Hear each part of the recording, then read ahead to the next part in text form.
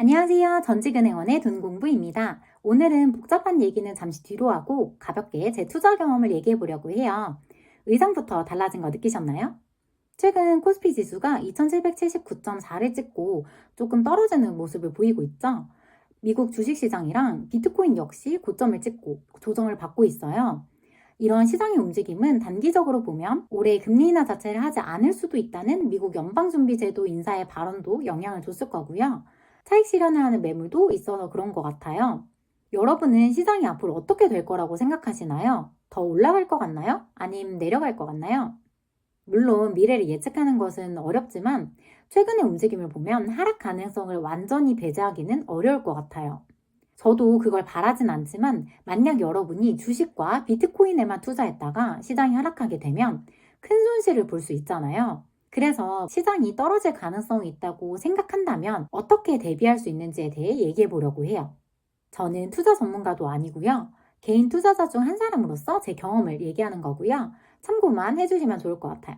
처음 투자를 시작했을 때는 모든 자산 가격이 같이 움직인다고 생각했어요. 제 주식이 오를 때 아파트 가격도 같이 오르더라고요. 그래서 어떻게 해야 도대체 집을 살 수 있는 거야? 이런 생각을 했었는데요. 조금 더 긴 기간 동안 투자를 해보니까 모든 자산이 꼭 한 방향으로 가는 건 아니더라고요. 때로는 반대로 움직이는 경우도 있더라고요. 제가 처음 주식했을 때는 단순히 오르는 종목을 사면 되는 줄 알았거든요. 그래서 제가 산 종목은 안 오르고 다른 종목이 오르면 빨리 좋은 종목을 보는 눈을 키워야겠다 이렇게 생각했는데요. 물론 좋은 종목을 찾는 것도 여전히 중요하죠. 하락장과 상승장을 둘 다 경험하면서 시장 전체의 움직임이 더 큰 변수라는 생각이 들었어요. 왜냐하면 상승폭은 다 다르겠지만 시장이 오를 때는 상승하는 종목 수가 훨씬 많고요. 반대로 시장이 떨어질 때는 하락하는 종목 수가 훨씬 많더라고요. 그래서 시장이 하락할 때는 여러 종목을 갖고 있더라도 속수무책이었어요. 시간이 지나서 저점이란 생각이 들더라도 이미 주식에 돈이 물려 있으니까 추가 매수도 할 수 없고 무작정 버틸 수밖에 없었는데요. 그때 소액이지만 저한테 다른 경험을 하게 해준 게 달러 투자였어요. 주식이 마이너스인 상황에서 달러 투자는 플러스가 났거든요. 그때 제가 헤지라는 의미를 제대로 이해한 것 같아요. 헤지라는 건 금융시장에서 불확실성과 변동성에 대비해서 위험을 줄이는 전략을 말하고요. 주식 투자 성과가 좋을 때는 관심도 없었는데 손해를 보니까 헤지를 고민하게 되더라고요.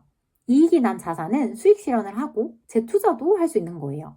대신 헤지를 하게 되면 수익률은 줄어들어요. 예를 들어 비중이 같다는 가정하에 주식으로 20% 이익이 났는데 달러에서 10% 손해가 나면 총 수익률은 플러스 10%가 되잖아요. 대신 하락할 때도 손해가 줄 수 있는 거죠. 자산 배분이 중요하다는 얘기 많이 들어보셨죠?